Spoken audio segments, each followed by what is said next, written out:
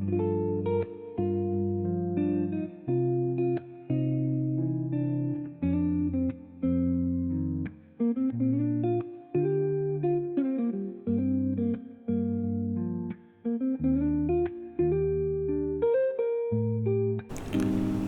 teman-teman, balik lagi di Learning by Prompting. Nah, untuk pada video episode 2 part 2 ini kita akan coba bikin sebuah sistem web gitu yang isinya itu adalah CRUD ya.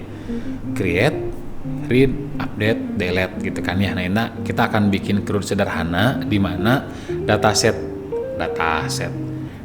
yang kita gunakan adalah database yang sudah kita buat tadi di AWS tadi gitu ya, di AWS MySQL, di RDS gitu kan ya. Nah, tahap pertama yang harus teman-teman lakukan adalah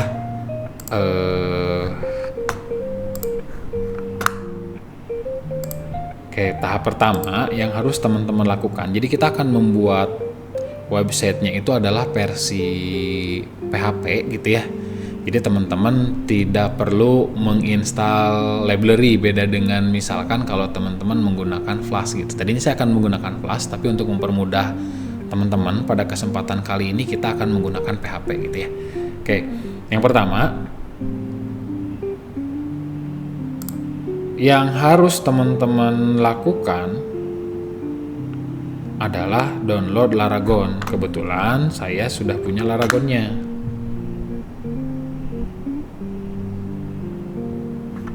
Oke, sebentar kita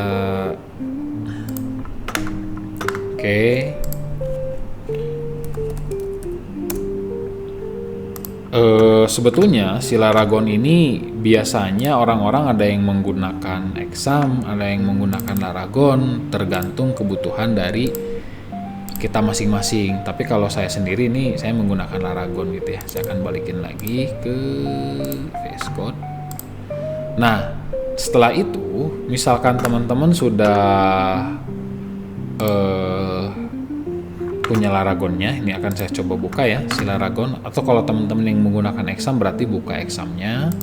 Ini akan saya buka Laragonnya. Sebentar.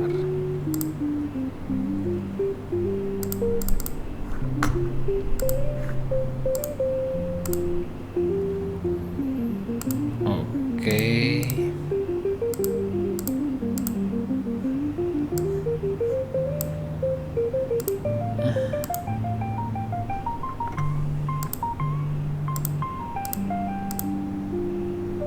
Nah, Laragonnya sudah aktif.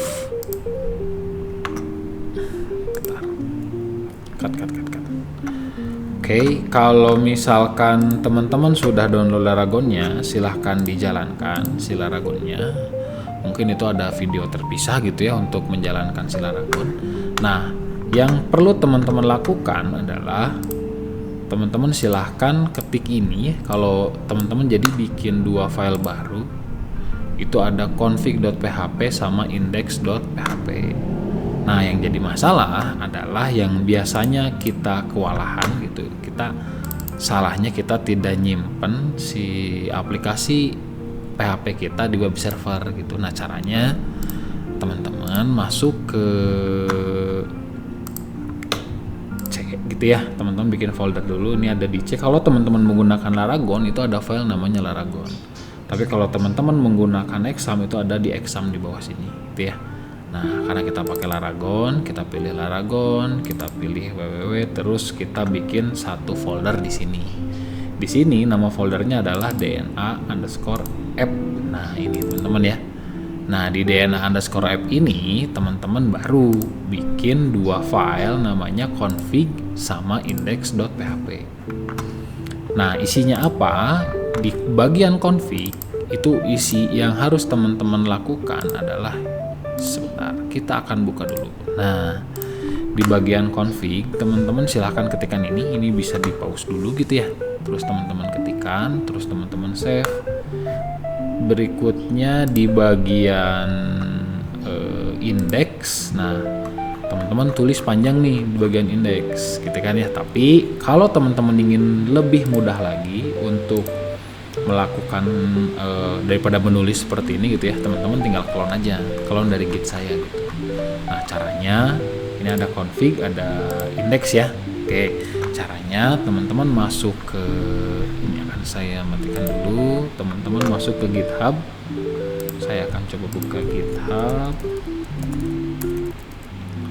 Nah, ini GitHub saya di Asitenas. Terus teman-teman pilih repository. Di sini ada DNA app AWS database coba. Teman-teman klik, lalu teman-teman clone bagian ini. Nah, cara clone teman-teman jelas harus punya Git-nya dulu. Teman-teman install dulu Git-nya gitu ya. Jadi teman-teman download dulu Git-nya. Download Git. Nah, teman-teman download dulu Git-nya, baru setelah download nanti kita akan balik lagi ke sini. Nah, di bagian sini teman-teman buka terminal. Nah, pastikan ini sudah ada di directory teman-teman ya, yang ada di www tadi. Nah, terus teman-teman tinggal masukkan git clone. Nah, ini kalau nggak bisa, nah ini pastikan nih, khawatirnya di PowerShell nggak bisa, teman-teman cari git base. Nah, di sini teman-teman klik, pastikan ini sudah masuk ke directory masing-masing. Terus di sini git clone, terus paste, lalu enter. Nanti dua file ini akan otomatis masuk ke teman-teman gitu ya. Oke. Nah, berikutnya kalau sudah di bagian sini, kita akan coba isi host, username, password, sama database. Isi dengan yang tadi ya. Nah, ini terus database-nya adalah DNA sequences. Terus passwordnya ini ya, ini nanti passwordnya akan saya blur. Passwordnya terus teman-teman save. Oke. Ini juga save. Nah, setelah itu kalau sudah dan Laragon teman-teman sudah nyala, artinya si Apache-nya sudah, web server Apache-nya sudah running gitu ya di port 80. Teman-teman silahkan masuk ke, kita buka di sini aja ya. Di sini localhost, terus nama foldernya DNA underscore kalau nggak salah bukan itu deh. Oh sorry, ini ada yang salah nih, DNA. Oke. Nah, kalau seperti ini ada yang salah nih teman-teman. Ada yang salah di bagian sini, di bagian config. Ini passwordnya belum saya isi, sorry.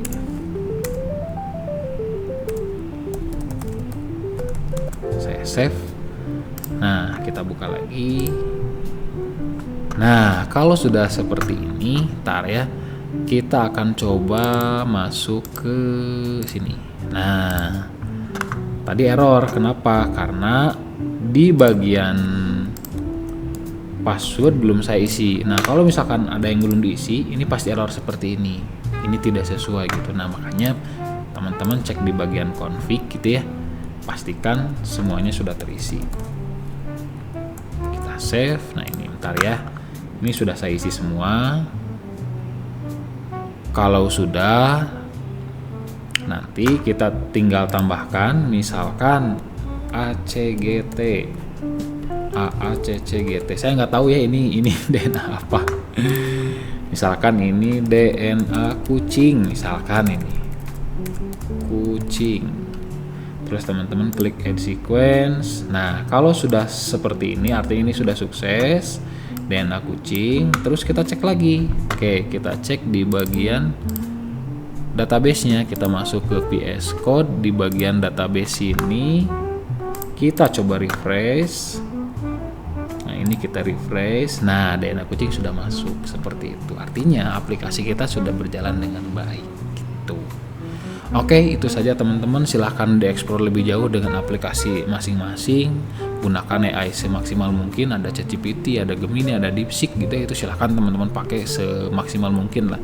Yang jelas arsitektur cara kerjanya seperti itu. Oke, itu saja teman-teman untuk Learning by Prompting episode 2 part 2. Kita balik lagi nanti di episode 3.